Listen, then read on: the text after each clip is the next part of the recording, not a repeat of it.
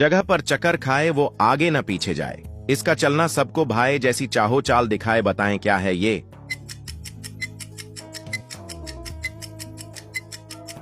सही जवाब है पक्खा।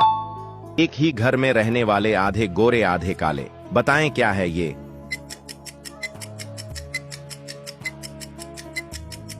सही जवाब है दिन और रात। रोशन रोशन इसकी दुम, रात को हाजिर दिन को गुम। बताएं क्या है ये?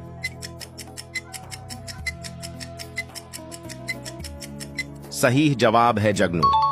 चलें बताएं वो कौन सी अजीब चीज है जिसकी जबान नहीं लेकिन हमेशा सच बोलती है।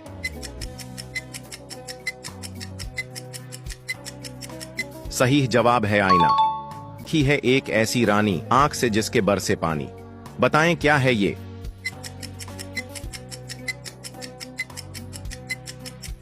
सही जवाब है मोमबत्ती।